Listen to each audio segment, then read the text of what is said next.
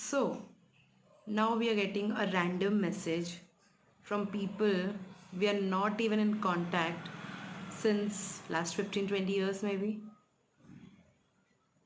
And we are getting a message saying, if you're feeling depressed, please call me.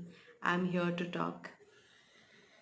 Or some other messages giving some random number saying that if you feel depressed or you have mental illness, we are here to support you. We are here to call you. You can call on some random number.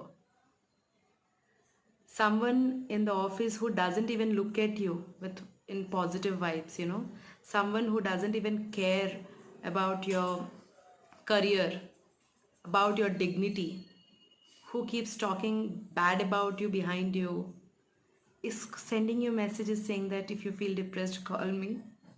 Seriously, guys, if I'm depressed, if I have a mental illness, I'll call my father, my mother, or my siblings, or my best friends. Why would I call you? Why would I call that person who never cared for me? Why would I call someone who always wanted to do something bad about you or do something wrong that would hurt you?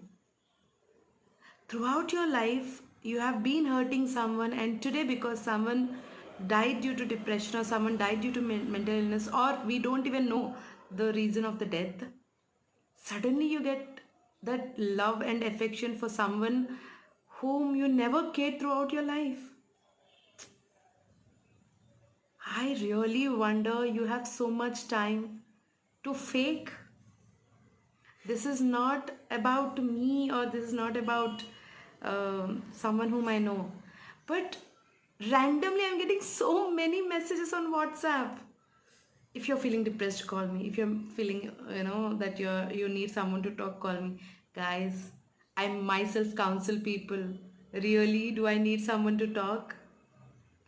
If I really need someone to talk, I have a beautiful family to talk.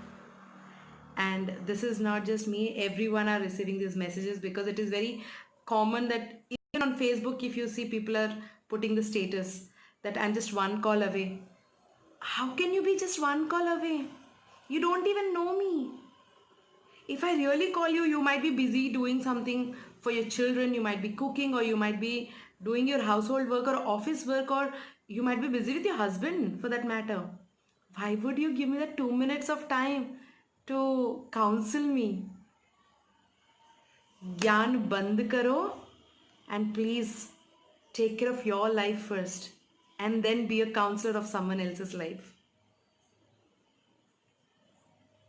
Don't try to be an influencer.